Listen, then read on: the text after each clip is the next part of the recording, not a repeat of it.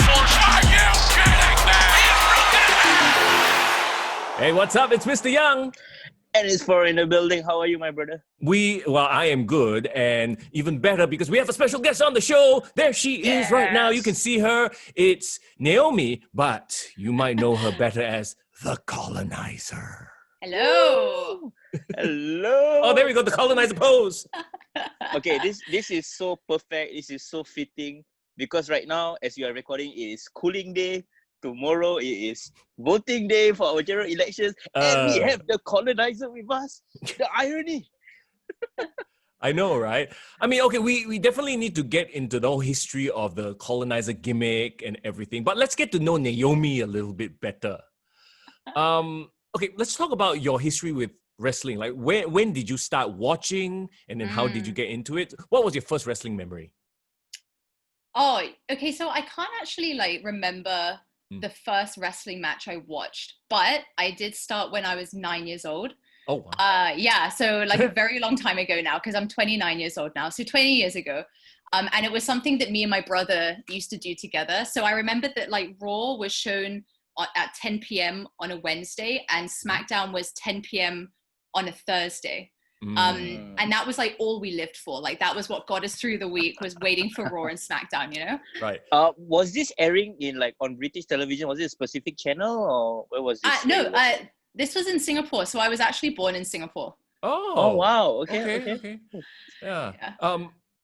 Was it on StarHub, or I'm trying to figure out what channel this is because... No, because Naomi, you and me are quite near the same age. So I'm assuming this is when you had the StarHub Super Sports channel. Oh, Super Sports, yeah. Yeah, right? It was the very old cable box with the very basic remotes. SCV. SCV, yeah. Do you remember that? Yeah. Oh, that's crazy. So that means you managed to catch full those 2 full hours of Raw and SmackDown.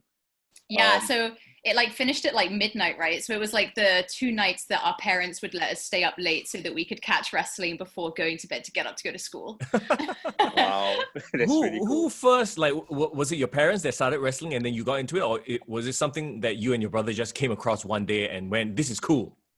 I think it was my brother that came across it first. That's one of the benefits of having a cooler older brother, right? And then, so he was watching it, then I saw it and I was like, this is really cool. And then, I mean, my dad wasn't into it, but he knows his stuff. He thought it was really entertaining as well. So he kind of got a little bit into it as well. What era of the WWE are we talking about here? So this is Ruthless Aggression. Okay. I think it was the very beginning of Ruthless Aggression, Attitude Era had just finished, and and basically the way I remember it is that it was the era where Kane didn't have the full sleeve suit his first suit. He had the leotard strap one. Yeah, Right. Yeah. Nice. What was this during this period, or there was the start of John Cena? Evolution just started out. Was this around this era? So that came probably a little bit later. That was maybe two years after I started. Yeah, I remember when I was watching it, John Cena had his debut in the silly little tight shorts. Yes. He wasn't the cool guy he is now. Right. Where he got up in Kurt Angle's face and said, I have ruthless aggression. Exactly. So what was your first most memorable feud? Who did you really gravitate towards, storyline-wise, wrestler-wise? I was a huge Kane fan, as you might have guessed already, right? Because I keep mentioning him. Yeah. I had 8 posters of him on my wall. Wow. And so my favorite Kane match was it's not really an expected one, but it was Kane versus Raven versus Big Show for the hardcore title at WrestleMania. I can't remember what WrestleMania. WrestleMania 17. That's the one where they were driving in a golf cart backstage. Yes. You're so good with your... I was I knew you would remember which WrestleMania it was, because on your show, you guys always know exactly which pay-per-view it is. Amazing. Yeah. So that was my favorite match. It was just so entertaining. And the feud I think that I gravitated towards most was the beginning of the WCW invasion. So it was when DDP was stalking The Undertaker's wife. And so Kane and The Undertaker were together as brothers of destruction. Oh yeah, that's a pretty cool storyline. Yeah, that was my favorite storyline. But there's something about Kane during that era. He was just a legit badass monster. Like you literally can fear him, especially when you're a child, right? Yeah. Like, how is this guy so big? He's so mysterious. Like, back in those days, there was no social media like there is now. So these guys are like genuinely really mysterious people, right? Like on the weekend, I remember like when internet first came up, it was like the dial-up stuff. And I would spend the weekend like trying to Google as much as I could about Kane, like the real man. Yeah. And there was like nothing, you know, you just couldn't like figure out what this guy was like in real life. It's just so cool. Like they were just like superheroes, right? Don't you wish sometimes we could go back to that and keep up the mystique Yes. of these characters? As opposed to now, like, you know, you have documentaries about The Undertaker, you have all these exposés about all these people you didn't really, you know, realize, they're like so normal, right? Yeah. And it's so disappointing. A little bit. It is. Okay, that's one question I always ask like a huge Kane fan. Like, what was like your thoughts, right, when he first unmasked? Because when I was a kid, legitimately, I was scared. I was always thinking like, oh my God, his face is going to be super scarred. It's going to be like super scary looking. Yeah. What was your thoughts on that night when he unmasked with Triple H? It's like, you know, like how people are like, oh, I remember where I was when 9/11 happened, right? Like I remember when Kane unmasked. That was like the biggest moment in my life, right? So, and even like my dad was there to watch it, right? Because it was just like such a big moment. I was really disappointed with the hair. Like I know that it was like they were trying to make him look as creepy as possible, but it just, to me, I was like, he's been unmasked before and he had long hair and his hair was always really nice. Like he has really great hair, and you had to do that. Like it just did make sense. So I was disappointed about that. I wish that he unmasked and kept the long hair. But yeah, that bit to me was a disappointment. Yeah. I think they're trying to swerve people by saying like, hey, you thought he had long hair, but no, he doesn't. Yeah, but then we're like, yeah, but we've seen his long hair when he unmasked before, so joke's on you guys. So it's a little known fact. You're right. You brought out the fact that he actually unmasked before. Do you guys remember this? I think it was SummerSlam 2000. Undertaker and Kane had a match. Yes. And Undertaker tried to punk everyone out by like pulling off his mask, and people could see kind of a bit of him, but with like still had the mascara and like the eye makeup and all that. But it was pretty cool at that point in time. Yeah, and then by the end of the match, like he had taken the full mask off as Kane was running back, and like he had the hair. So see again, you remember SummerSlam 2000.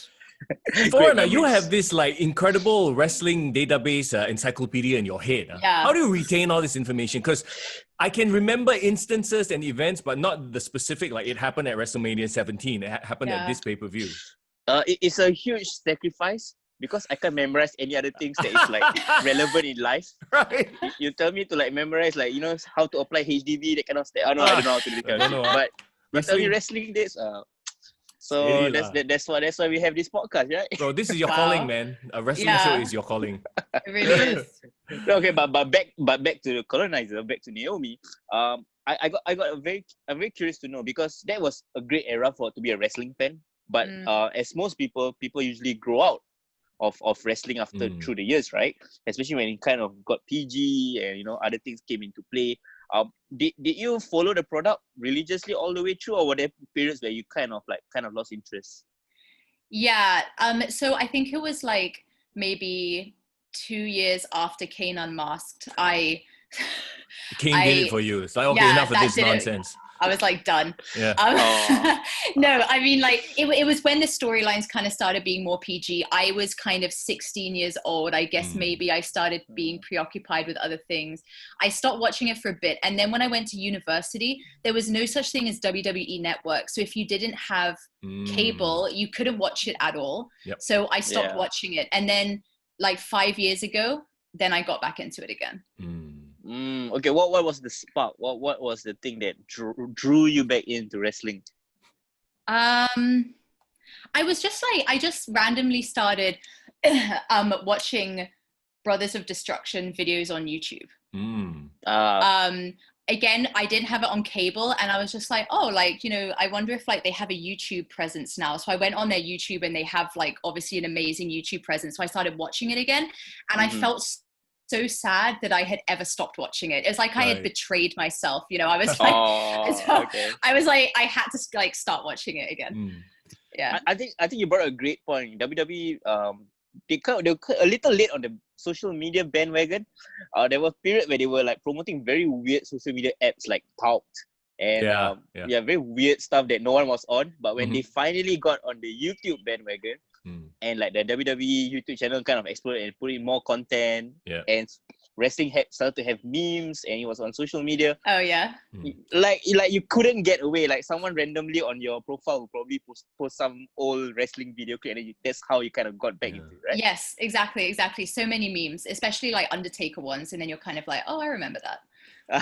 Yeah. Wow, I mean, I feel like it's finally, and we talked about this on the previous episode, like, maybe it was Zack Ryder that pushed the whole thing through, right? Started the whole digital revolution for the WWE. But a lot of times, like, a lot of us, we don't get to watch Raw or SmackDown. We only get to watch the highlights.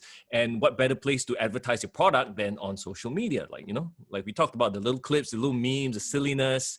Then you're like, oh, this is kind of crazy. Then you will go and try to find, how can I watch Raw? How can I watch SmackDown?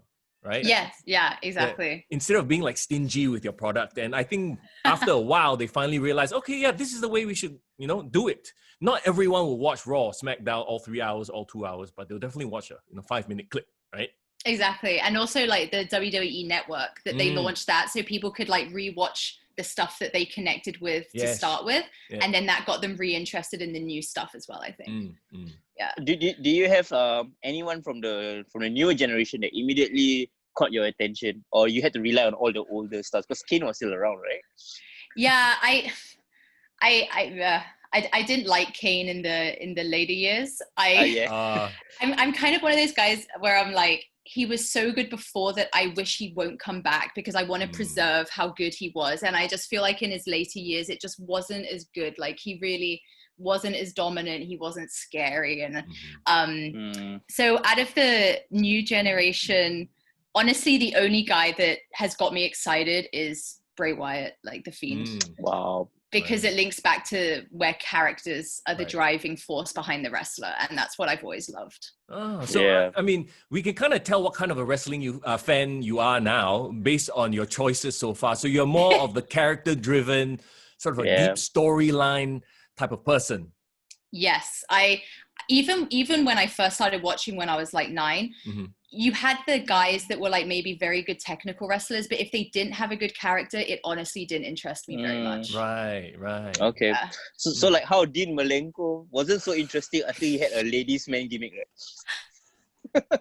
Like Dean who? Dean Malenko, was he a ladies' man? No, remember that whole storyline where he was trying to hit on Lita? Oh, yeah. He was trying to. Trying.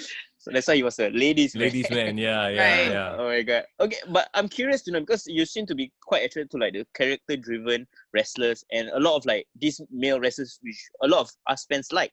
Well, do you have any female wrestling influence as well? Because the Divas Revolution, the Women's Revolution came out right about the time I started watching back. Do you connect with that?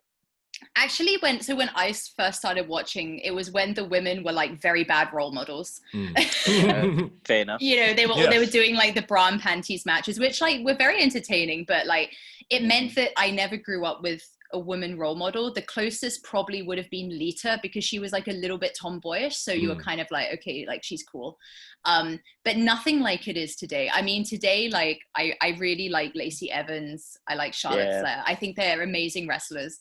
And it is a shame that I didn't grow up with that. Like sometimes I wonder if I had grown up with that, like would I have actually wanted to be a pro wrestler myself? Like you kind of wonder those things. Okay, that's cool. But you did eventually tiptoe back into wrestling and take the big step of training to be a wrestler. That must have been a crazy decision for you. Like what? Tell us the story about that. Okay, like as in how I like first decided I wanted to go try out, right? Okay. So I was diagnosed with like it's a disease where your bones erode away. It's called rheumatoid arthritis. And so after I was diagnosed with that and I had medical treatment, which meant I was pain-free, I sort of like valued the body so much more, right? Because you're like, I know what it feels like to not be able to use my body properly. And I was like, now that I can, what's the one thing that I really wish I had done, which I never had. And it was just like wrestling, obviously. Like, how have I never thought to try this? And now that I'm healthy enough, like that's one thing I would love to give a go. Right. So I literally just Googled it online, and SPW came up, and I sent an email straight to Andrew. And I was like, and it was like a kind of embarrassing email because I was like, hi, I'm a Kane fan. And I'd love to come try wrestling. And so then, obviously my husband's always been into it as well, Toy Boy Mike. So we both went along to the trial together, and that's how we started learning. Wow. What year was that? It must have been like only 2 years ago. Okay, yeah, 2018.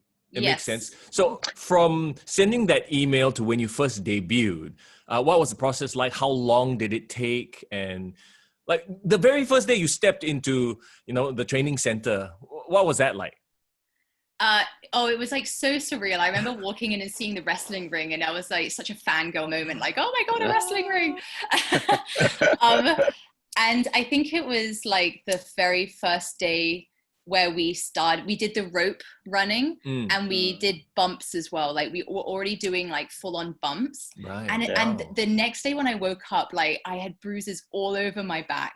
You were in like so much pain, but that eventually goes away over time because your body gets used to it. But I just remember thinking like, I just had so much more respect for wrestlers because even the running of the ropes is really painful, Yeah. Was that something that you were a bit conscious of? Because like you told us that you were just recovering from this disease, and I'm sure you're very conscious about your body and like taking care of it. Did the pain kind of like motivate you, or did it scare you? I was like nothing. I was just like so ready to like go all out. So it didn't scare me at all. It was like thrilling. Wow. Because in your head, it's like, okay, this pain is temporary. The stuff I went through before was constant, right? Exactly. Like that? Yeah. And it was like a different type of pain. So it was like cool that I was experiencing bruising pain as opposed to other types of pain, which is kind of twisted, but like, yeah.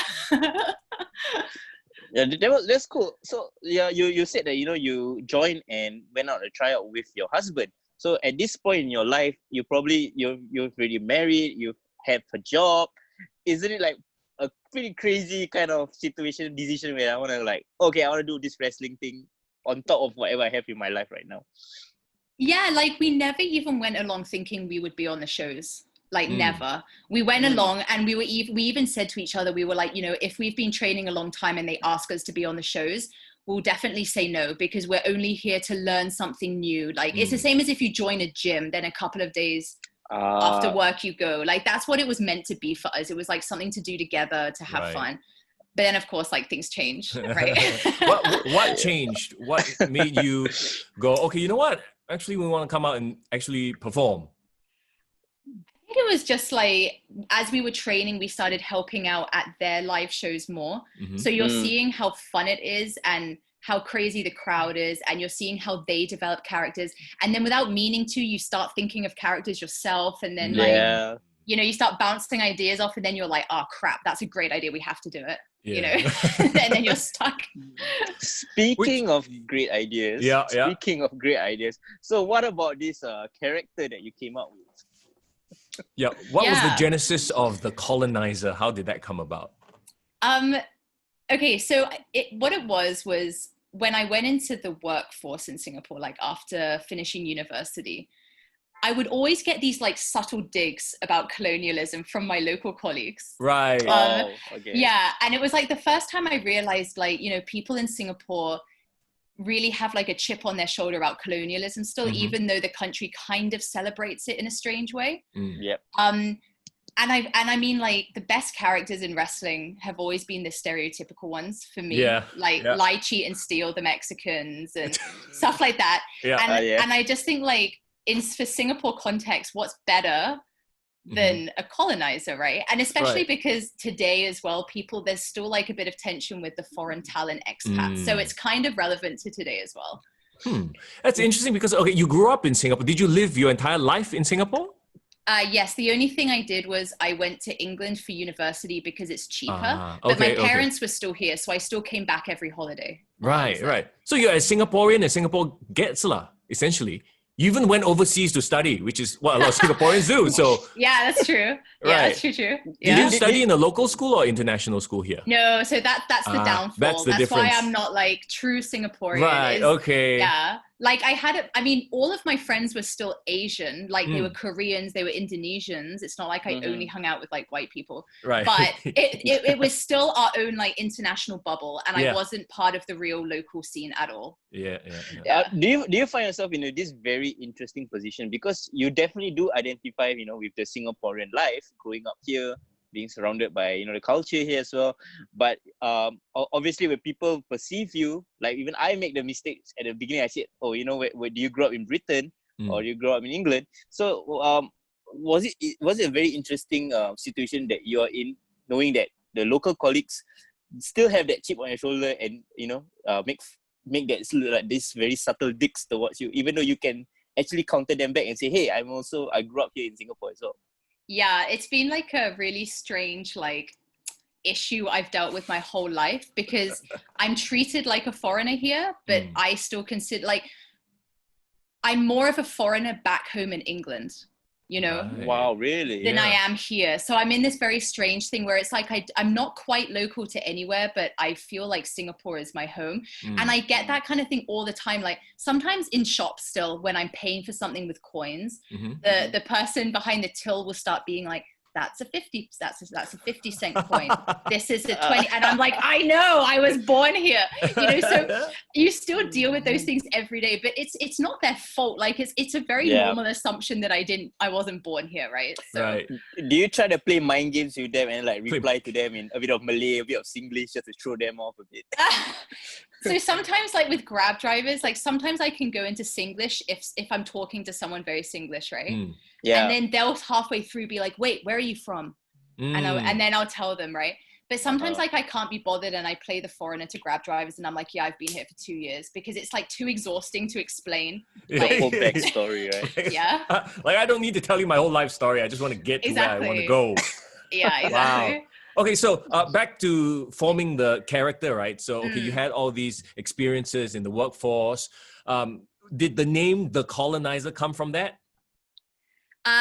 Yes.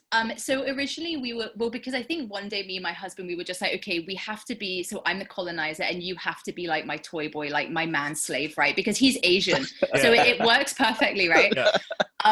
And when we pitched it to SPW at first, we pitched it to Butcher Man. And he was like, he loved it, but he was like, we don't know how sensitive this is going to be. So originally they said like, you can't have the name The Colonizer. So I spent a long time, and I remember you guys actually saying after my first match that you think I should have a name which plays off Raffles. Oh, really? Yeah, you were saying like maybe I should be called something Raffles, because it's like I'm like legitimately his ancestor. Right. And so when I was actually planning the character and they said maybe not the colonizer, I was like, okay, maybe I could be like Stella Raffles, like SR, and I'm like his ancestor, right? Right. But then like there was this they had a gathering in Singapore of the ancestors of Raffles and Farquhar, and I was like, yeah, and I was like, if I actually claim the name Raffles, like what if they sued me because like they're really sensitive or something, right? So we all just agreed to go with the colonizer in the end, which I think is better because it's like more explicit, right? Yeah, it's kind of in your face in a way. And it's like the old wrestling days where you could just have the Undertaker, whereas nowadays everything is like Roman Reigns, Seth Rollins. It's kind of boring. That's so true. Okay, I just learned 2 new things today. First of all, I learned that there is such a thing as a Raffles and Farquhar ancestors gathering, which sounds so pretty cool, but also pretty underground cult-like. Yeah, it's like, do they come together and drink, celebrate each other's successes? Oh no, it was like the Straits Times reported on it, and it was this really posh gathering of these really atas people, and it was at like the British Embassy or something, and it was really uncomfortable to watch because there's like tension there, but they were pretending to be civil. I don't know, it was amazing. Because they are supposed to be like, like rivals or something, right? Yeah, like, exactly. Raffles left and left Farquhar here to do everything. So, oh my god. You left my great-great-grandfather here to do everything, you son of a bitch. I just had a crazy thought in my mind. Imagine if like you were still playing the colonizer gimmick on you. imagine if like one of like your vignettes, right? You actually crash this gathering and then you cut promos of all of them. It would be so funny. That would be so funny. That could be Oh a my- face turn. If Oh the my God. colonizer ever turned face, you crash the party and like, you know, Like, I'm the best colonizer of all of you. yeah, or I Yeah. become truly Singaporean. Y'all, you know, terrible people, blah, blah, blah, that kind of thing. Wow, I thought- yeah. I actually thought you were going to suggest that because I'm the colonizer and Raffles is my ancestor. I thought you were going to suggest there should be like another Angmo that plays Farquhar's ancestor, and then there's like feuds in SPW Oh my between God. us. Yeah. That's kind of what. And you know what's the funniest thing? Imagine Oh. if like the actual ancestor of Farquhar, right? It's like the most unlikely non-Farquhar looking person. Non-Farquhar looking person. I don't know how to explain that, but it's like some random Malay guy. Oh yeah. Malay girl, yeah. Oh, I'm like I'm Pakwa. I'm Farquhar, you know my uncle Farquhar. Oh, my this God, storyline writes This itself, would be really. good, yeah. If you think Oh about my it. God. Yeah, and the second thing I realized that I didn't know you listen to our comments you know almost like you know like doing your homework in a way. Was it when did you discover about our podcast actually? I think it was like when I joined SPW, so the other guys would post about your podcast.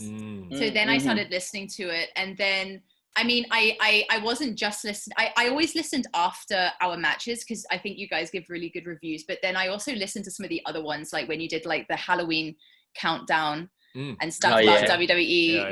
Yeah, with Butcher and stuff. So. Well, thank you. We appreciate that. Yeah, it's pretty cool because I remember when you first had your debut match, or like it was definitely one of your first few matches where me and Young were in attendance. And I remember you and me, Young, we were like raving about her character, right? Yeah. Oh, really? Yeah, because you played it off so well and so naturally. It's, you know, we often talk about people playing characters and really embracing, just going all out with the character. You know, sometimes when you see certain wrestlers, you're like, okay, they're like playing wrestler or they're playing something. Right.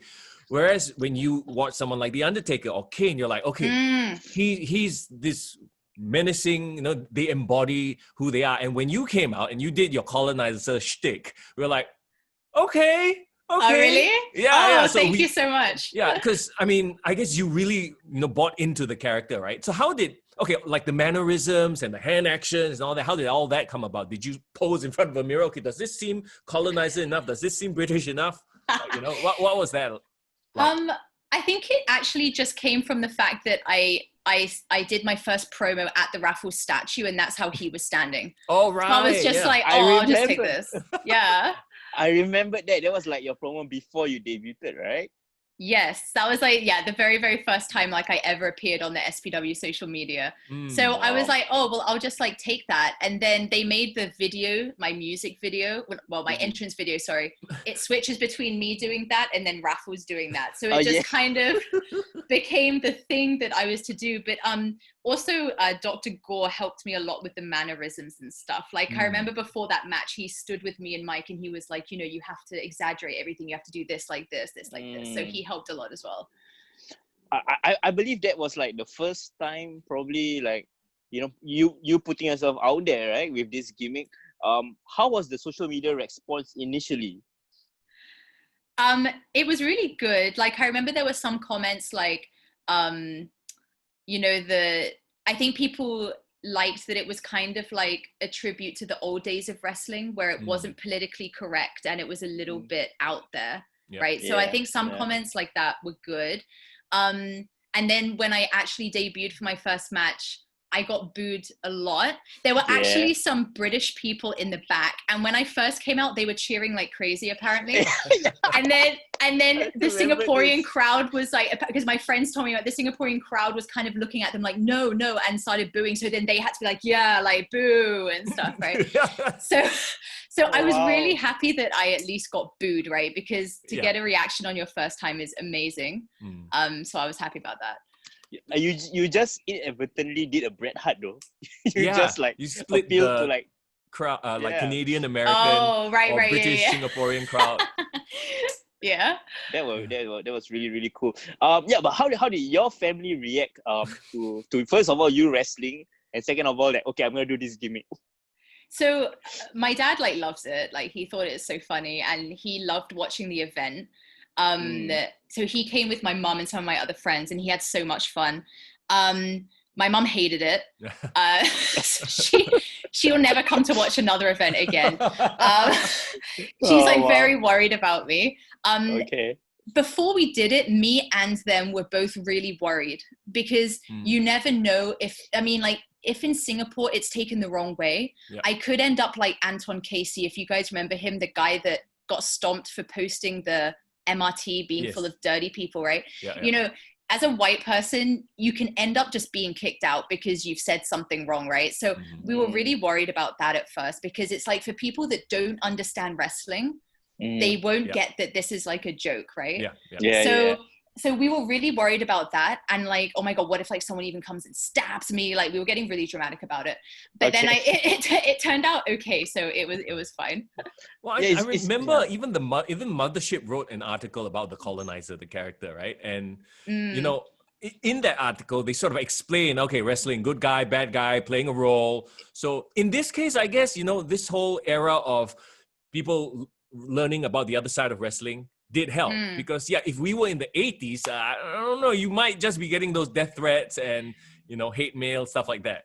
Yeah, and even Mothership did it really well, because the title of their article was "The Colonizer is the perfect female wrestler villain," right? But Mashable also covered it. And they wrote something like Singapore British wrestler hates on everything Singaporean. And so when they shared it, the comments under that were like really brutal. Like it was the usual, like, someone tell this girl to go home and get out the country. And then people were having to reply and be like, no, this is like fictional, you know? But it's clickbait, you know, people like to, you know, write shit like that just to skew it one way. Just to get people, I got to click that. I got to click that. Yeah. Which country is Mashable, the publication, from? It's not Singaporean, right? No, it's like a Asian one, right? I know there's Mashable Asia. I know there's US also. So it's like regional. So I think they wouldn't have done the in-depth research. They would probably gloss over the surface of it, like, you know. Yeah. Exactly. Yeah. Yeah, it's clickbait lah. You know how these websites are sometimes. They just say the most salacious thing, so you click on it and then you react in that way. That's, you know. Yeah, and no one actually reads the article. They just see the title. Yeah, exactly, right? Yeah. So, I mean, shout out to Mothership, man. They do, you know, quality content in that. They aren't that biased. I mean, they have some clickbaity stuff sometimes, but it's all in, you know, good fun, never harmful. Yes, exactly. Yeah. I think the more like well-read you are, and like, I think the more in the know, especially all these like younger generations where they really make the effort to kind of get to know what you are doing, they can appreciate the art form that you're trying to put out. Yeah. Like, I think even if not a wrestler, the Colonizer character could be its own like comedy YouTube channel, because Singaporeans, like the younger generation, like think it's funny, right? So why don't you, you know, do like these little snippets, vignettes, and clips? I mean, like, skits. So we could, like, me and Toy Boy have talked about it. Like, you could have an Instagram. You casually call him me and Toy Boy. Toy Boy. I love it. And we have so many sketches that when we have time, I think if we can, we will. It's just been a matter of time because we both have full-time jobs. Right. Understood. Yeah. I want to ask a different approach to the Colonizer character. I mean, other than the great character work you've done, your in-ring style, tell us, what is it influenced by, and like, how do you go about performing in the ring? Like, any heel influences you're taking it from? Okay, so the initial idea was that I was gonna be a power wrestler, just because like I'm bigger than the other girls, right? And you like Kane. Maybe I was getting to that bit. Oh shit! Okay, don't spoil it, Young. I buried the lead. Oh, okay. So I think the first match I did, honestly, I hate that match. I can't rewatch it. I don't think that I had any wrestling style. I don't think it was good storytelling. My pants kept coming down. That's a whole thing in itself. Like, it was just a train wreck, right? But the next few matches, I tried to, you know, lean towards it being more power wrestling. I think the third match, which you weren't there for, Mr. Young, I think, but that's where I got to do the most power wrestling. So that was good. When I was thinking of like my trademark moves, coincidentally, they all were kind of Kanes. Kane-esque, And yeah. and Andrew was like to me, like, can you not try and be Kane? Like, can you Right. try and do your own thing? And I was like, okay. But the thing is, like, you know, like clothesline, big boot, and all that stuff, it really works for the Coloniser, I think, because they're like big disrespectful moves. Yeah. So I have a little bit of Kane stuff in, but then I mix it up with other stuff. I like the in-ring psychology you're talking about. Like, you approach every single move in a way that is demeaning to the opponent. So that in a way, like, every single move that you're going for has to have that arrogance, or is disrespectful to the opponent. So I like that. That's pretty cool. Yeah, thank you for noticing. Like, even like I do a lot of like when they're on the ground, you just kick them on the head type thing. Yeah. In the first match I used cannonball, which isn't like a big person's move, but I find it very disrespectful because your bum ends up in their face, right? So Right, yeah. You're literally tossing your entire body onto them bum first. Exactly, like that's very disrespectful. Yeah. Right. Yeah, like when you see Kevin Owens do it, like a small guy doing the cannonball, it looks all right, but it doesn't have quite the impact as of like a Kevin Owens or someone taller, someone bigger delivering that move.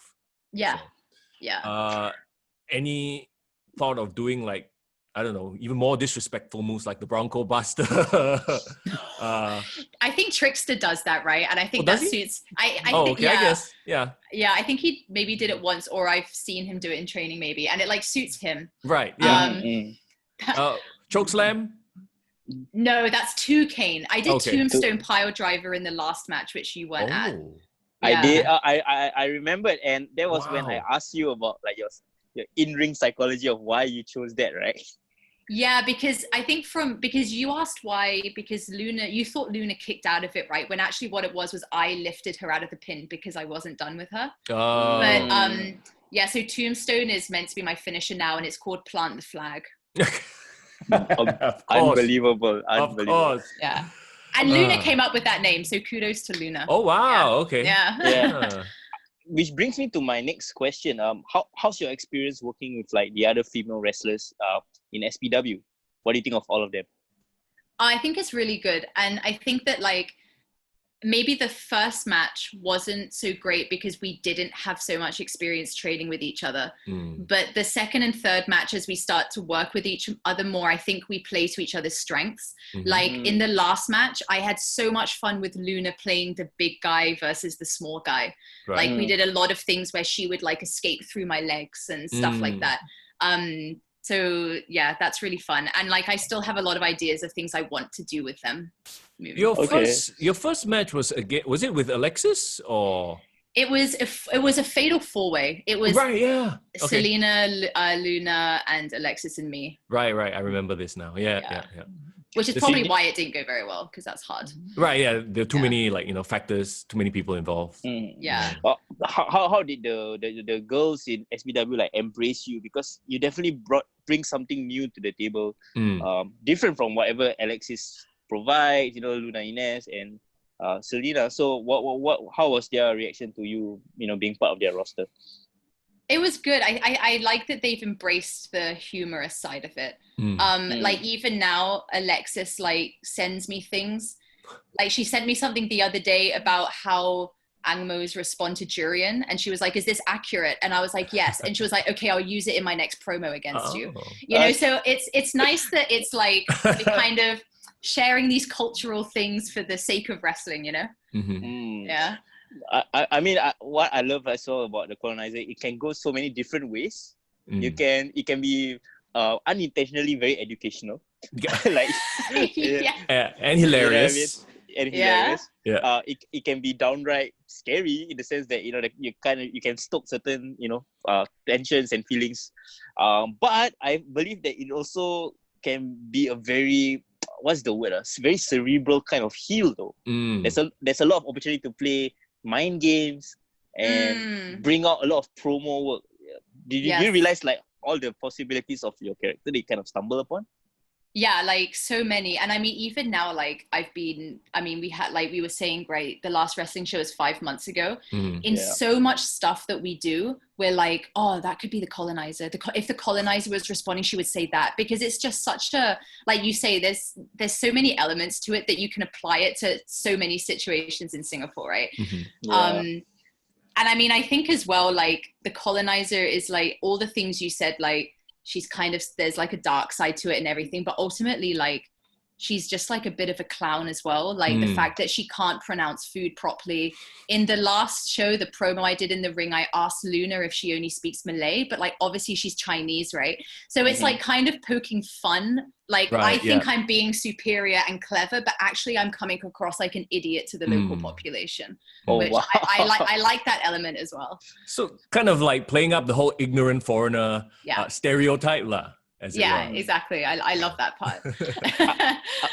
I'm curious, other than Mothership, how has like the media embraced you, or has there been any local publications or or online websites that have tried to reach out to you, or any sort of thing that's very unexpected that kind of reached out to you and said like, hey, we love your character, something you want to collaborate with?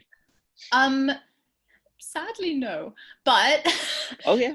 But like I think that it actually kind of helps in some of my professional work, because like, for example, I have a grant from National Geographic to do some shark research in Singapore, right? Wow. And as soon as someone like National Geographic finds out that you also do wrestling, it's like, oh, that's like really cool, like let's see what else this girl can, I mean, like it could open up more opportunities type thing. Right. Yeah, that's about it though. I like that you spun it in a positive way, and it wasn't a case of you do what the hell is this thing that you do on the side? Have you gotten that from anybody? No, I've gotten some like from people that don't understand wrestling and think I'm a racist. I've gotten some things like that. Okay. But I've never gotten anything bad. I think if you're a female as well doing wrestling, you're always going to get a somewhat good response, right? Right. Oh, okay. So that's really good. But yeah, so in terms of like where you see yourself, like in terms of this wrestling journey that you're on, are you looking to do more matches down the road? Are you eyeing to maybe even do a regional circuit, wrestling in other promotions? Where are you right now in terms of your wrestling journey? So I'm taking probably the rest of this year out.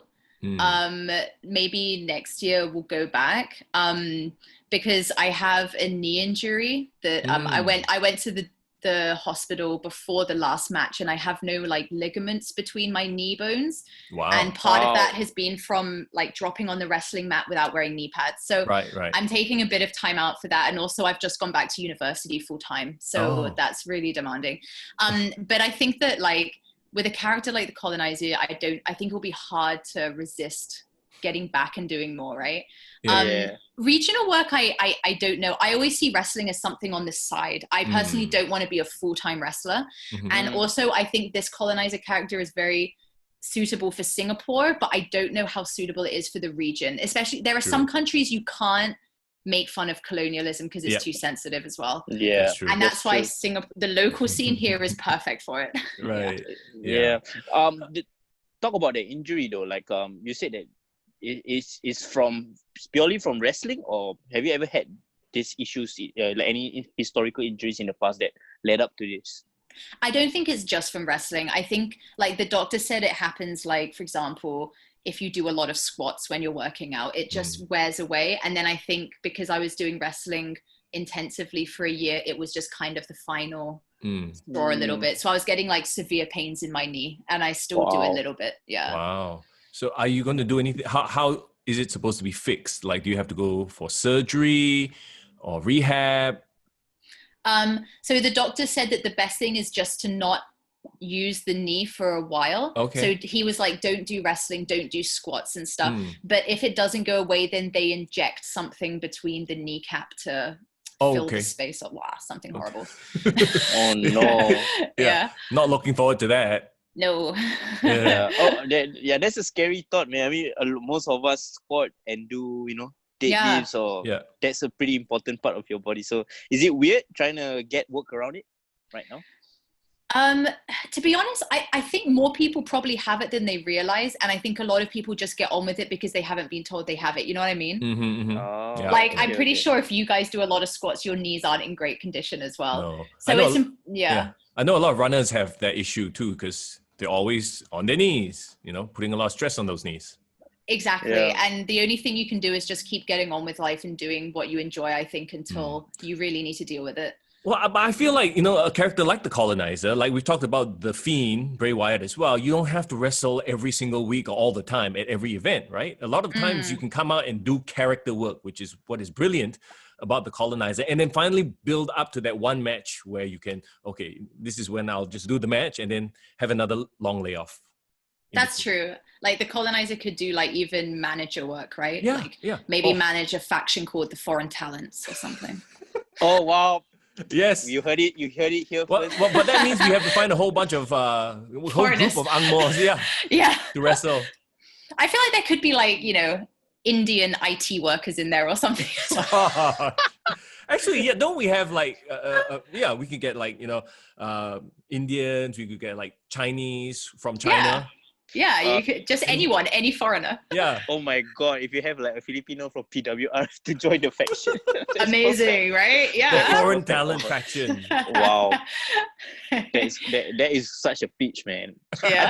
I tell you this character, right, it's like just flowing, making our creative juices flow just like I that. know, You know? right? Yeah. Call the group the FTW, man. Foreign Talent World or Foreign Talent Foreign Wrestling. talent. Yeah.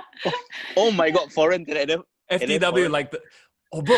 Foreign spokesperson, foreign. Yeah, you can be Oh, the yeah, main wrestler. hey. You can be the main wrestler. Amazing, yes. I'll You- pick you out in the crowd. Oh my god, after that, right, you somehow brainwash me, and then now I'm a Singaporean, but I associate with the foreigners because I'm foreign. Yeah. Yeah. You can be the Done. turncoat lah, like Or- Hassan Yeah. Slaughter turn on the US. You could also be like another one of my toy boys because, you and Mike kind of look similar, right? So I could just be collecting a load of toy boys. Oh, there you go. You could have all your toy boys fight for you. Yeah. Yeah. And I can instead of sarong party girl, I can be a sarong party boy. And I really wear my sarong. Yeah. To You, the SPB, Yeah. toy boy. I mean, I'm always wearing sarong at home anyway, so it's not much of a stretch. Yeah. Oh Yeah. no, that's terrible. Luckily, Amazing idea. Nobody is looking underneath right now, so it's all up. Are you top, wearing a so sarong now?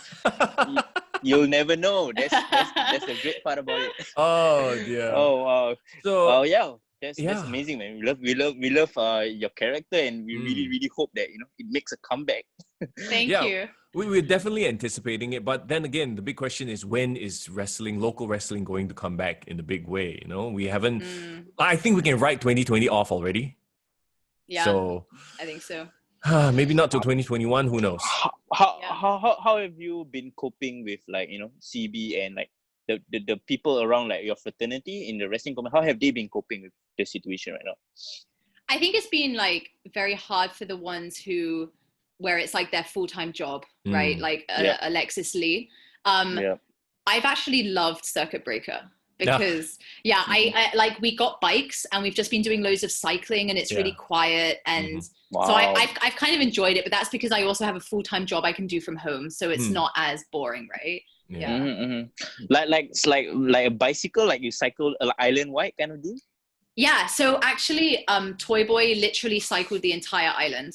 He did the entire island. It was like 130K and he did it in one day. But usually we just do like East Coast, MBS, those kind of areas. Right. Okay. Wow. So you're probably like you live in the East area, so it's kind of accessible for you to go to all these places, right? Well, because I'm Angmo, I have to live kind of central, right? Like we Right. can't live. Of course. Yeah, we Yes. can't live on the suburbs, right? So I live in Potong Pasir, which is like it's quite adventurous for an Angmo, but still quite central. Adventurously out of your way a bit. Yeah. Yeah, a little bit. I just thought of another stereotype that you can use, like the Angmo that's cycling on the road. Oh God, yeah. You know how that is, right? Like everyone's Yeah. always complaining about cyclists. Yeah. Actually, like the That's other another day, angle you can shoot. the other day, like this Angmo guy came and like started screaming at me on my bike, and I was like, "You're the reason everyone hates expats. You know, like you give us a bad name." Right. At you? At you. He screamed at me. Yeah. Oh my god. Why? Because you were cycling on the road. No, because he was cycling on the road, and then he didn't indicate, and I was crossing at a pedestrian crossing, and he nearly hit me. So it was like his fault, and then he's like shouting at me, and I'm like, "See, you give us a bad name." So you could play that character in one of these vignettes, like you're cycling, 100%, and then you run down somebody, not a local down, of course. Like in my colonizer coat as well, right? Yeah. That would be good. Oh no! I wanted to ask you about that. Your wardrobe. Where do you get all those awesome coats that you wear to your ring and costume your shop? Oh yeah, the coat was really hard to find. That's why for the first match I didn't have it, and then eventually I found one on Amazon and I could order it. So that worked. How do you Google that? Like old British coat, colonial coat. Colonial coat, and then because my dad's like a historian, he's a history teacher in Singapore, so I would send it to him and be like, is this a legitimate like colonial coat? And then he'd be like, no, that's the wrong color, you have to get this. So eventually I found the right one. Wow. Yeah. I want to pitch something to you. If you ever need a scribe, like I don't know how you want to use that. Like if you ever need someone to like write a biography about the colonizer, you know like how before, like in the olden times, before people come out, and then you will have the person with the scroll. Yeah, they like roll it out, right? Yeah. That's such a good idea. And like you need something to be put up on your social media, and you need some very pompous, full of yourself kind of like decree. You know who to call, Wait, you can do that? Talent. Of course. Really? I mean, my full-time job is I'm a content writer, so I write for a living. But do you write the like the cursive? The cursive. Oh, the cursive. No, I don't do that. But I know fonts. guy. You can use fonts. You can type up fonts. No worry. Oh yeah, true. Can. Yeah, no worries, man. All can be done, man. All can be forged. Very nice idea. I never thought about but that's perfect. Yeah. No, it's a crazy story because you talk about how you kind of run off ideas from with Butcher, right? Butcher is like one of like the creative writers of the promotion. Yeah. So there was this one time after he did the Halloween episode actually with us, right? And when we were going back, me and him, I think Young was with us, right? He dropped us off at the MRT, and we were supposed to go separate ways. And I think he lives in the West. But we were in the MRT platform, and we already said goodbye to each other. But then we started talking about wrestling, talking about like ideas, so and things that that we can put in and improve and all that. I'm pretty sure it was like about 10 p.m. But by the time we finally like left each other, it was like the last train already. Walao. Oh, so nice. You all had a bromance moment, huh? Yeah. The weird part is we didn't sit down. We were legit. We wanted to say bye already, shook hands. But we just stood there and we just started talking wrestling. Oh my gosh. We kept missing the trains on purpose, and it was crazy, man. So it's like a mix of very awkward but very cool at the same time, Mm-hmm. Yeah. Yeah. I think it's the great part about like when you have like your big wrestling fan, you have all these like wrestling ideas with each other, and you meet someone who can kind of get it, and you can bounce off. It becomes like this right now. It's like a brainstorming session. Yeah, and to be honest, like a lot of the ideas we've had have come from other people. Just random, like you just saying like, oh, you should do this, and we're like, oh yeah, like how do we not think of that? But that's amazing, and then we use it and stuff. So yeah, you're right. Yeah, but it's beautiful. It's beautiful how like it becomes such a collaboration. Mm-hmm. Yeah. Are your friends into wrestling as well, or do you have to like sort of like, okay, this is what I do, or do you not bother telling them? Sometimes. Yeah, they're not into it. It's just me, my brother, and my husband who in my close circle who I can talk to about it. As long as you have a group of people you can talk to, that's fine, right? Exactly. Yeah. What do you think it is about pro wrestling or what can change about pro wrestling that can make it a little bit more mainstream? But I think that's the good thing. I think things that are mainstream in general mean they're broad, which means they're kind of boring. Okay. I actually think the best things in life are niche. It's the same with like TV shows. The better quality ones are the niche ones that not many people watch it, but the few people, there are only a few people that kind of get it right. Yeah. I genuinely think with wrestling, if it went more mainstream, it wouldn't be as special. And that's the thing, right? As soon as wrestling WWE went PG, it was less interesting because it was appealing to a broader audience, right? Yeah. Yeah. That's I so agree, true. I Yeah. agree. Yeah. Because we were also talking between each other, me and Young, how during this period, like all these empty arena shows, it's really tough to watch through, you know. And do you feel like wrestling is important during this pandemic, or we are fine with taking a break if need be? Interesting, because in the beginning I was like, they should just cancel WrestleMania. This is an insult. Like we only want it when the fans can be there. But then honestly, throughout it, I was really grateful to have wrestling to watch. Like looking forward to WrestleMania was like the highlight of the week, so I was really happy that it was somehow deemed an essential service in Florida. But what do you guys think? It's weird because there's been certain peaks, certain periods where wrestling we really enjoyed. The kind of content that's being put out, not just WWE, AEW, the Stadium Stampede, we really love that. But recently, especially, it's been tough. It's been tough to watch. Like the weekly shows, it's really tough. They're not very good. Yeah, there's just too much time they have to fill up with, too little talent, because now they are, with talent staying home.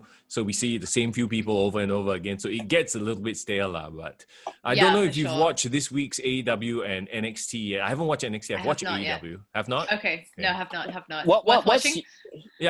What's your wrestling go-to diet show? Like? Yeah. What do you usually watch? Wait, what's the wrestling shows I usually watch? So, I mean, nowadays, like, I'll always watch the Raw and SmackDown highlights and all the WWE pay-per-views. But then we watch the AEW pay-per-views, but we don't follow the weekly shows. Just because there's, like, too much. Like, if I was unemployed, then it would be amazing, right? There's so much to watch, but I have to, like, pick and choose. But are you guys saying the weekly AEW shows are actually more worth the time? You know what? Okay. After an entire year of shitting on the show. Depends on who you're asking. Yeah. No, here's the thing. And I'll freely admit, they had a rough start to begin with. But now I actually really look forward to the AEW weekly show more than Raw or SmackDown. What about the Young Bucks? Well, I skipped the Young Bucks. Every time, except for the Young Bucks. And I'm sorry, but their women's wrestling, their women's division it's not good. No, it is not good. Yeah, it's not. Yeah. Young's disdain for the Young Bucks is famous now. It's famous. Yeah, very famous. This week they had that huge match with the Lucha Bros, FTR, and who are the Butcher and the Blade. Butcher and the Blade. Yeah. So I actually kind of skipped that match. I was doing work. But the rest of the card was good. The rest of the show, Chris Jericho versus Orange Cassidy, that was really, love really Orange exciting. Cassidy. Yeah. Orange Cassidy's and I'm starting to, come over to the other side. Whereas previously I was like, I don't know if this gimmick of he doesn't give a damn, he laissez-faire attitude. I was like, how is that going to work out in the long run? But I think they've made it work. He's slowly sort of transforming and transitioning into this. Holy shit! So okay, this doesn't care thing is just a facade, right? But he can actually go. He can actually wrestle. When he actually breaks out into his wrestling, you're like, wow. Yeah, exactly. So do you agree that he looks kind of like Calvin Harris? Yes, he does look like Calvin Harris. Is this an argument you guys have been having? No, it's like I always ask anyone who watches him, because like he looks exactly like Calvin Harris, because I'm a big fan of Calvin Harris. So it's kind of funny. So I always I have this bunch of like wrestling friends among me, and every time when I go to them, I keep singing, "How deep is your love?" Yeah, I can imagine like that's when Orange Cassidy is like coming out to the ring. That's like the song is playing in his head. Do you watch any NXT, or do you see the highlights? Yeah, I've never really got into NXT, but I mean, I admit when I have watched it, it's better than WWE. Yeah. Right, yeah. But I think mentally, it's just been hard to get into so many promotions. Correct. It's been easier to stick with WWE, but even my brother keeps saying like you have to watch NXT more because it's way better. Is your brother like a married man with kids as well, or? He's married. He moved to New Zealand though, so he lives in New Zealand now. Right. Yeah, so I he's was gonna never ask. seen. Yeah, why didn't he train or start this journey with you as well? But that's Yeah, because he's so in New Zealand. he would have done, but he had left to live abroad before I started. Otherwise, he would have. Yeah. Right. Okay, that's cool. He must be super supportive of what you're doing, man. He must be your biggest fan. Yeah, and he's the one that like I bounce ideas off a lot and everything. No, that's crazy. And like your toy boy toy, or a.k.a. your husband, how did you, when did you discover that he was a wrestling fan, and was that the one that sealed the deal? Yeah. Yeah, that Oh. was actually it. Like we started talking on MSN Messenger when we were 13 years old because he heard that I was a wrestling fan. Mhm. So I think his like opening line was, it was something along the lines of like, "Hey, I heard you watch wrestling," and I was like, "Yeah." How did he Yeah. even find you? Like, was he like a mutual friend kind of deal? It was like kind of like word on the street at school is that there's this chick that likes wrestling. Word on the street. Oh, so he was from your school as well? Yeah, we went to the same school here. Okay. There you go. That's the connection. I was like, Yeah, okay. that's the connection. Yeah. Because the way you played it, the way you told the story, I assumed that he literally like found you In a from wrestling online, chat room or was like something. a wrestling fan. That's creepy. No. Yeah, he went to the school, but then he was like his favorite wrestlers are like Jeff Hardy, Rey Mysterio, and so we like disagreed on that, but we appreciated that we both liked wrestling. So. Okay. That is like every wrestling fan's dream, to find somebody, a partner who is also a wrestling fan, and I know, right? both live out their wrestling, fantasies Exactly. and dreams. If you know that me and Young, both our partners are not wrestling fans. Really? Not interested in the least bit. No. Yeah, at all. Do you try and make them watch wrestling though? Like if there's like WrestleMania on it? Yes. I try. Doesn't know. Very subtle ways lah. Like I would say like, yeah. What about you, Young? What do you do? Yeah, no, she watches it very begrudgingly. Oh no. Like the documentaries are all right because they tell a story, right? It's a encapsulated half an hour, 1 hour story. But if I were to ask her to watch like a Raw or SmackDown, which is 3 hours, that's too much of an investment. And it's not it's not like a movie where you have a story start to end. No, it's an ongoing weekly thing, and she just doesn't have time or patience for that. I mean, she grew up on the Attitude Era. She was a huge Kane fan as well. Really? Yeah. But beyond that, though, she's like, no. Oh, okay, but at least she gets it, right? Because she used to watch it, so she gets it. That's cool. Okay. Yeah. My partner doesn't get it, so I've been. Why are they fake beating each other up? Yeah. Does she say that? You know what she said? She said, "This is so violent. Why they hurting each other?" Then I'm like, No, no. they are actually protecting each other. But then it's not real already. Then you should watch MMA. But that is the violence. Like, wow. Yeah, MMA. Oh, I hate watching MMA. Really? Yeah, because it's too violent. Like, I don't want to see people genuinely hurting each other. Yeah, it's such a weird dynamic. But you know what's weird, Mr. Young? Like, she hates violence, but I managed to convince her to watch that one championship event with you. Remember? And she liked it. She thought it was cool. But I tried to convince her to watch a local wrestling show when there is a situation and opportunity to have a wrestling show lah. Yeah. And she hasn't come yet. She hasn't seen the live one. No, not yet. But you know what sealed the deal for her. Even though she doesn't like wrestling, but when we were kind of getting to know each other, we were kind of dating. Oh, whose doggy was that? That's my doggy. Go. That's your doggy. Yeah. Oh, so yeah, as I was saying, like as we were dating and getting to know each other, and she found out that I did a podcast on wrestling, her first reaction was like, "You talk about wrestling for 1.5 hours? Is there like, how do you sustain talking that long?" Oh man. Mm. I just say it like, no, I'm a big fan. We got a lot of things to talk about every week. Yeah. And then I found out like maybe like a week later or 2 weeks later, she was like, "Hey, I tried to listen to your podcast, but I fell asleep." Then at least she's tried to. Oh, yeah, at least she tried. So I was like, okay lah, you tried lah. But then I said, so which episode you listen? Oh, I listened episode 1 to 7 like all the way through. Because she fell asleep. No, because she was. So this is how naive she is. She thought like she must listen to the entire discography of our podcast to understand what I'm talking about. Oh, okay. So I thought she just listened until she fell asleep like one episode. But she listened 7 episodes, which is like what? 14 hours worth of my audio, like on her off day, just to try to understand what is it that I like so much. Oh, it's very sweet. Yeah, that You was know- very sweet. Yeah. You know what she was actually doing? She was like, okay, I need to find out more about this guy. Like, Yeah. what is he really about? You know, Yeah. what is this crap he's talking about all the time? Yeah. So she's Yeah. spying on you, bro. That's what really happened. No, bro, but out of all that 14 hours, she only remembered one thing.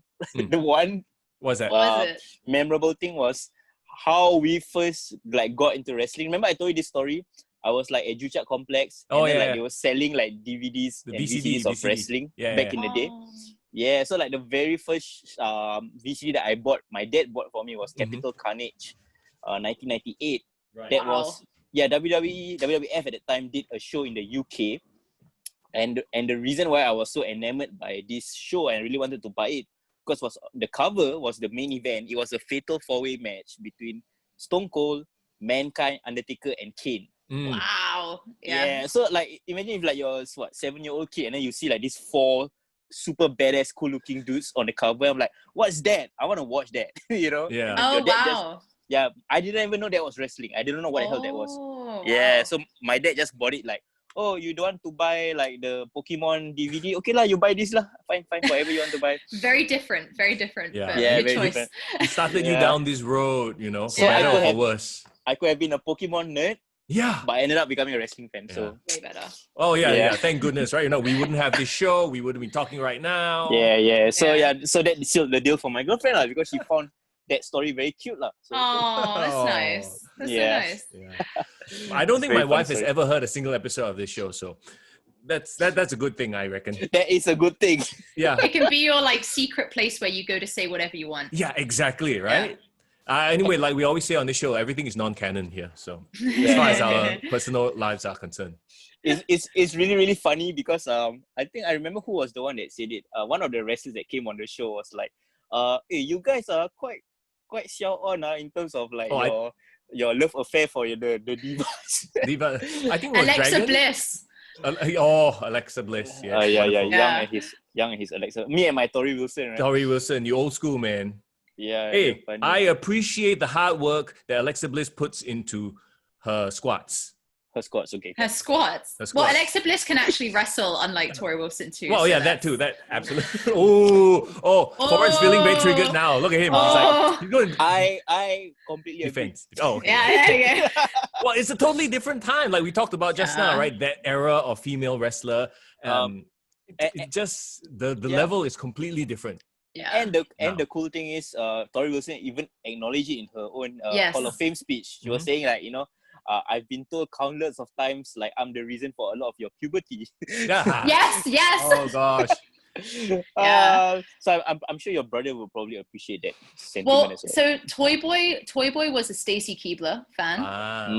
and my brother was a Trish Stratus fan. Okay. Trish Satisfaction. yeah. Yes. Yeah. But it's very cool that like how they're all very, very the legacy that they've had all these years and the respect they're given, and I really love how the younger generation of women like really look up to her. But I was just putting on like a Raw like very recently, and it was like this particular promo Trish Stratus was doing. She was cutting the promo in front of a table, and she was making yes. all these table innuendos. Do you remember this? I remember. Oh, no. And I'm Yeah. like thinking like, Doesn't hold up. this doesn't age well. No, does not. It It's does like not. it was like practically porn. Like you watch Yeah. it now and you're like, oh my gosh. Yeah. I don't know how we managed to get through that period, but Yeah.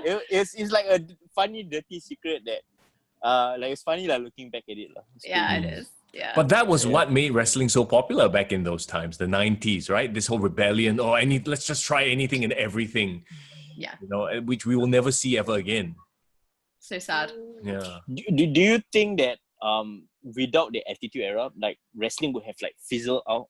Because there was a period like after the early 90s, after the drug scandal and all that, Hulkamania was on its way down.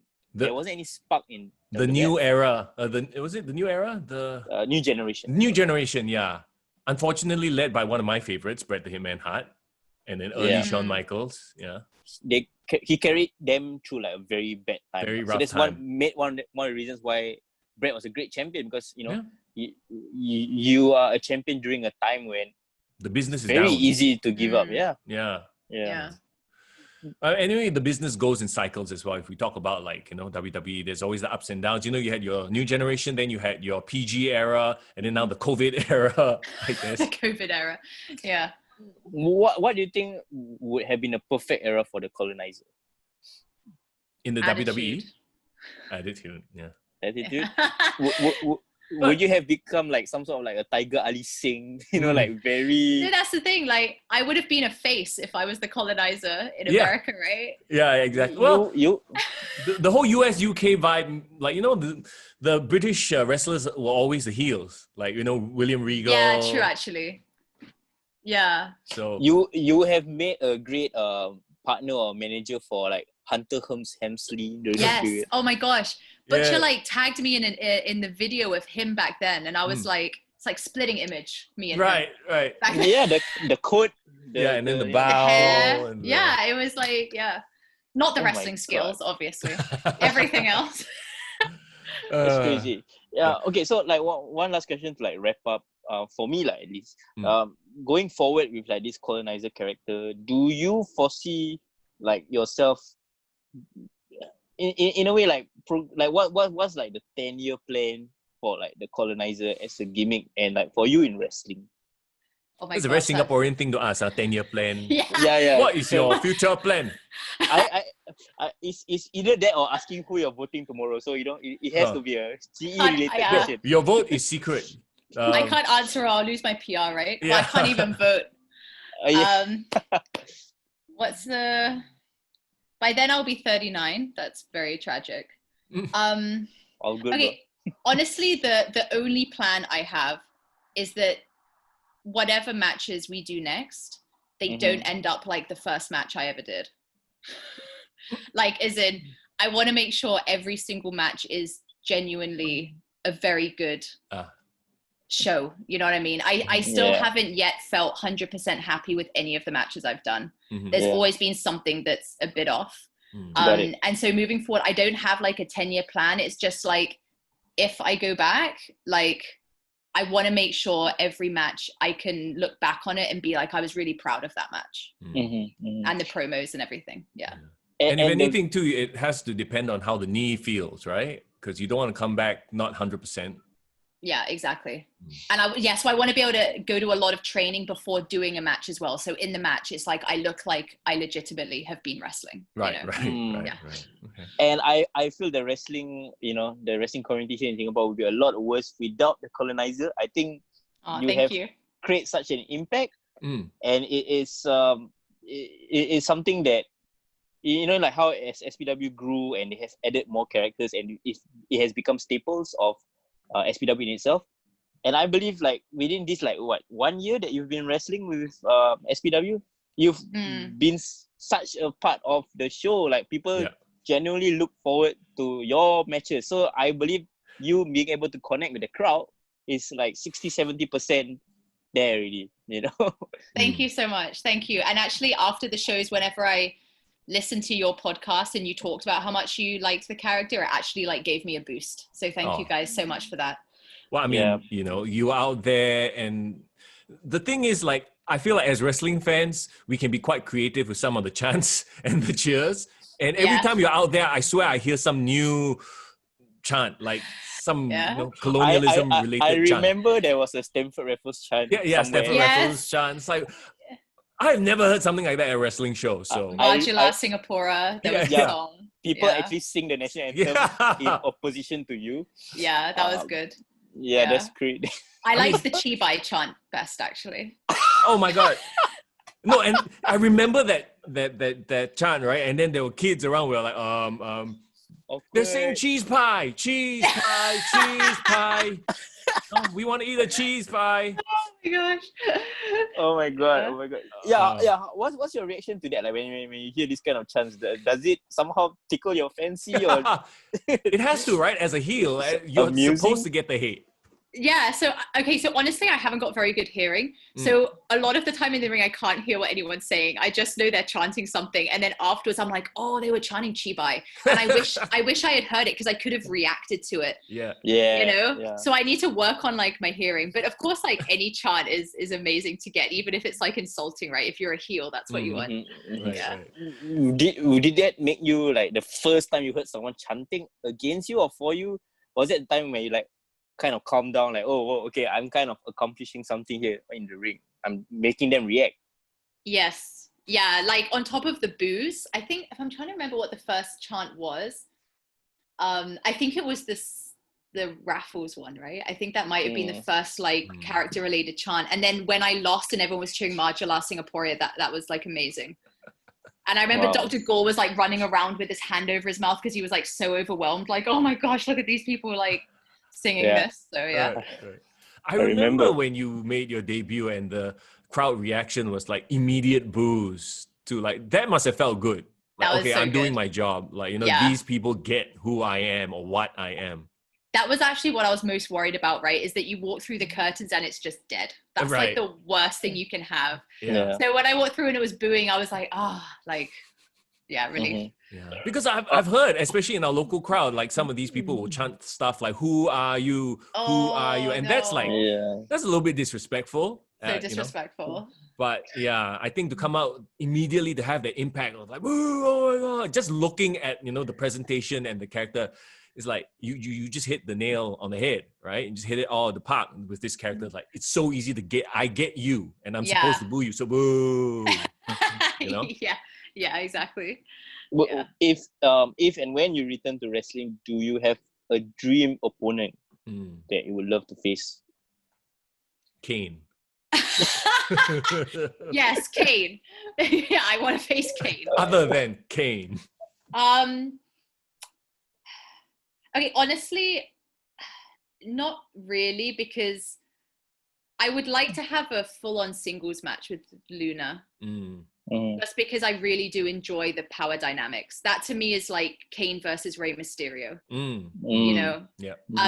So I would like that, but I mean, there's not like, I kind of just like wrestling with everyone. As long as like there's good character dynamics and everything like that, I think you can make a good story out of any feud, right? So True. I think the story and the character work that is most important to you going forward. Definitely. Very cool. What do you want to say? Yeah. Any words of gratitude or whatever to your fans, the people you've won over with this Coloniser character? I'm sure people, wrote you messages, sent you emails, stuff like that. Yeah. What do you want to say to the fans of the Coloniser? Yeah, I just want to say thank you so much for hating me so much. No, it's honestly, it's been, I've really loved the fact that it's been so good to see like the humorous side of the local community here, that they've embraced the Coloniser so well, and that they find it funny and they boo and they go along with everything without taking it personally or being too sensitive. Because that's what I was like worried about, but it's amazing. Like wrestling fans are just the best. They're not sensitive. They have so much fun. And yeah, I'm honestly so grateful for that. I think that's because we've been desensitized by a lot of shit that has come out. It's so much worse, right? Yes, like, 1,000 times worse. It's like, oh, okay, yeah, it's not so bad. I think this is our escape from the worst stuff out there. Yeah. Yeah, exactly. Yeah. It's like this little universe, make-believe world where we occupy and it's safe for us, Yeah, and it's politically incorrect, but that's like therapeutic in itself. Yeah. And I find it that, wrestling in general, and especially in a Singapore context, is such a renegade, it's such a rebellious thing. Definitely in our society. So I would compare wrestling, the art form of wrestling, to like poetry slam, like theater in Singapore. There's so much of these like fringe activities that I would say definitely has its appeal, and it might even win over a lot of the local community because there's so much commentary that you can insert into wrestling, Yes, exactly. I think if more of Singapore knew about the local wrestling scene, it would just explode in popularity for those reasons. Yeah, it would be huge. Do you realize that there are there are celebrities that come to SPW shows, and Yeah. you know, people in the community who, I mean, other than Mr. Young lah, who's a big No, celebrity. yeah. No. But like I've seen, you know, I've come across like actors and celebrities at these shows as well. They're huge fans of, you know, wrestling. Mhm. So Oh really? Yeah. I only know like there was one Instagram influencer, like a fitness person, but I didn't realize there were like that many other famous people coming. Maxi Lim is considered a big Yeah. star, right? I know that he's like good friends with Andrew, right? Oh yeah. But he's generally a fan of combat sports and pro wrestling, because I see him at the One Championship shows as well. Yeah, Max Lim, of course, he's the actor. He was in Our Boys to Men movies. Yeah. And, there's a lot of musicians as well. Yeah. Really? Comedians. Yeah. See, it's like all the cool people, right? All the cool people. But there are many other actors who don't watch wrestling, so True. the not cool ones, I guess. True. Huh? Yeah. But like people with an artistic side, we can all appreciate each other's work, right? Yeah. What do you think would be the high point for like wrestling in Singapore? Like, if it were to be able to be performed in a certain venue, National or if you Stadium were to get a television deal. I mean, let's talk about it. What do you guys think would be the pinnacle? Well, I feel like I hit my pinnacle with performing on Kenny Omega with the same show as Kenny Omega, you know? Oh yeah, that's pretty awesome. I mean, and they already performed before a live WWE event like many years ago, right? Mm-hmm. So that's obviously like must have been one of didn't they at the indoor stadium?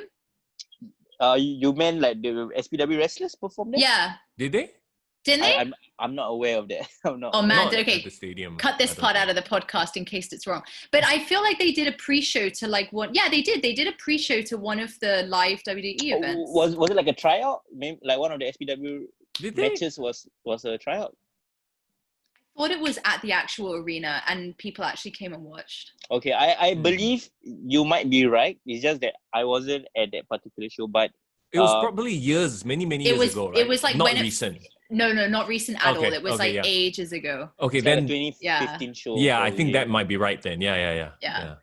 But I think a TV show could work. I think that if SPW, like the Colonizers worked because it resonates with the local audience, right? Mm-hmm. If SPW had more of those like local characters, which the local community loves, it could be an amazing TV show because it's essentially a comedy. Yeah, right? So pretty much. It is. Yeah. It is. Yeah. And unfortunately, I don't think it can be free to air.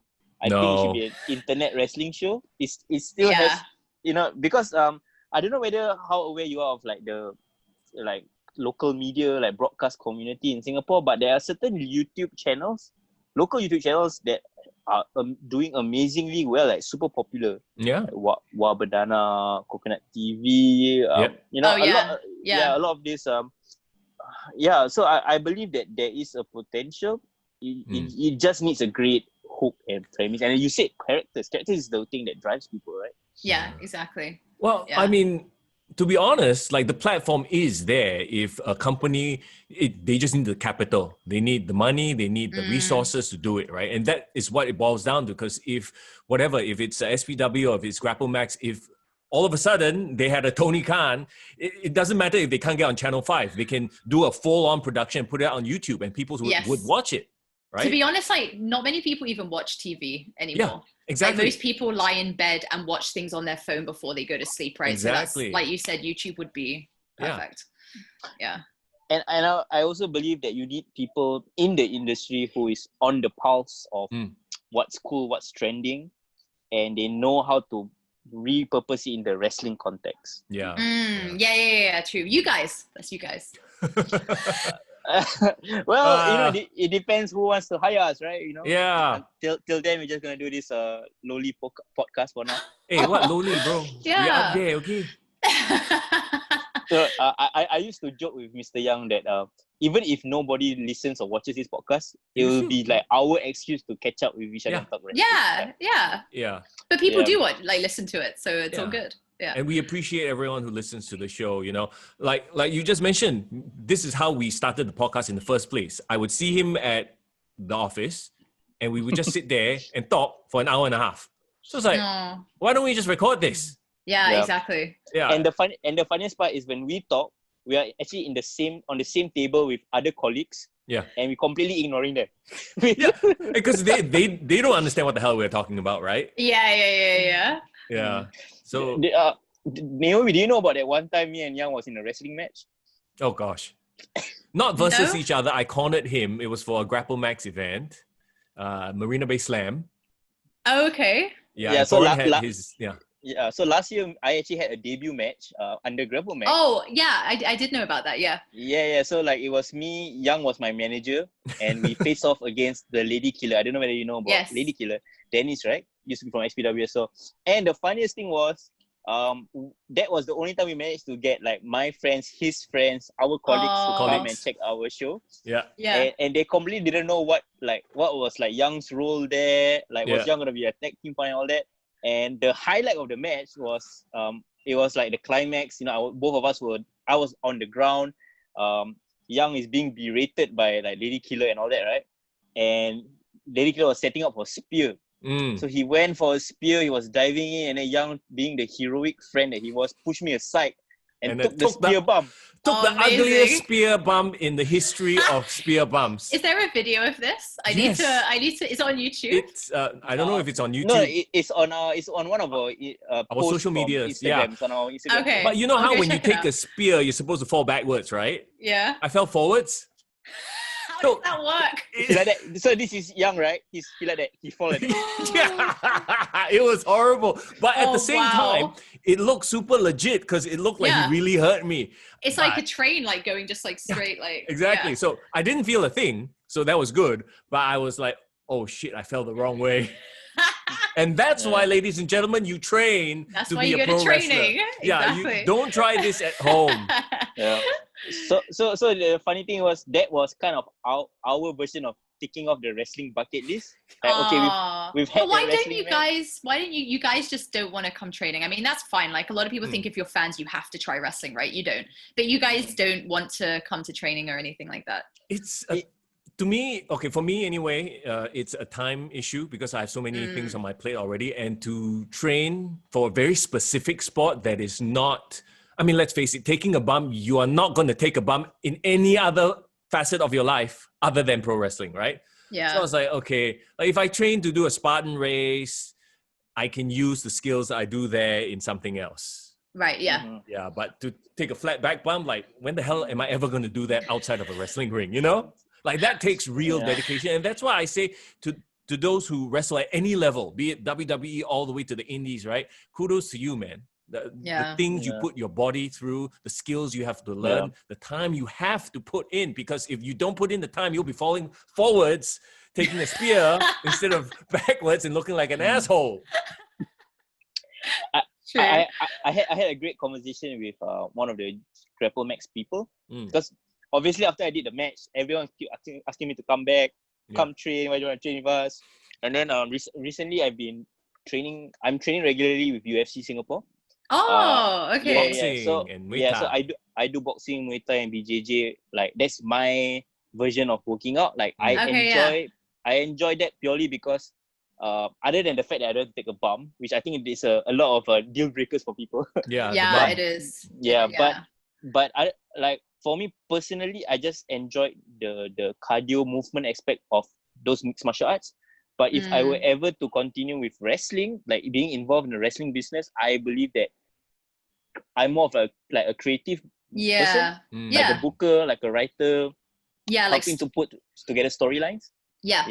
Which actually like wrestlers need, because the people that do the wrestling like often need the creative help, I think. So it would be perfect. Yeah. Like an agent kind of deal. And I believe the reason why I would be better at that than the actual wrestling is because I feel like I appreciate like when somebody has the ability to play the character and I can give like my input. I don't want to embody and be a character. You know what I mean? Yeah, fair enough. Are you pitching yourself to be a creative director now or Yeah. booker? No, I'm just telling Subtle you pitch. I'm just telling you my strength, which is pretty obvious, guys. So like, Okay, just right. Pretty obvious. All right. I think the obvious. So whoever sees the value, then they know what to do. Okay, well, it's out there in the universe. Yeah. SPW Grapple Max, your move. No, but you know what? One of the dreams I've always had, like as a kid, and this is very weird because in 2012, Mick Foley actually came to Singapore. Yeah. Oh yeah. Yeah, I don't know if you remember this, but he actually came for the Singapore Writers Festival or something.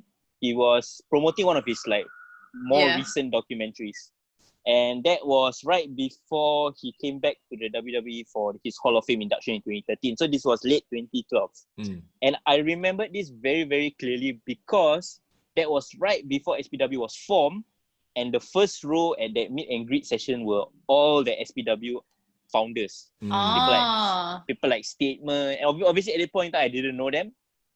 So I saw this Statement. I saw probably Dragon was there, I can't remember, but I definitely saw Statement because there was a Q&A, and Andrew actually asked Mick Foley. He said like, what does it take for someone like me to get to WWE? Oh. Yeah, so I remember this conversation very, very clearly. And I was thinking, whoa, like this dude has aspirations of becoming a wrestler. Cool.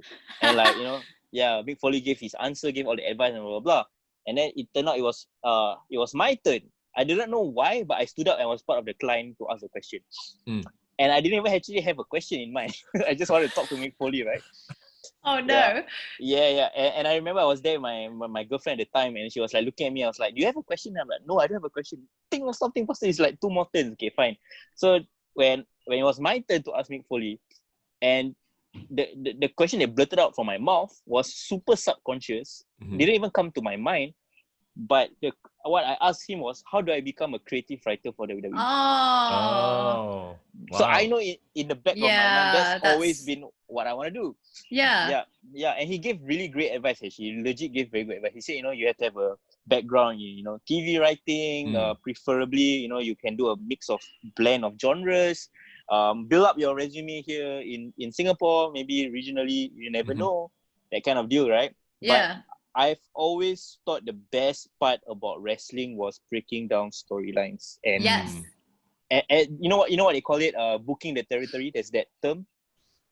A lot of wrestlers do that. They shoot the shit while they're driving, and let's have this driver, this driver, this driver. So yeah, that is to me so a lot of people have different reasons why they like wrestling. I think that's my entry point to why I love it. It's just the storytelling aspect, and I think you can appreciate it as well. Yeah, exactly. I was gonna say, like, I literally wouldn't watch wrestling if not for exactly what you mentioned. So that's like so important. Yeah, because let's face it, without the storylines and the characters, wrestling would just be MMA. Yeah. But a very, very, very bad version. Well, yeah, exactly.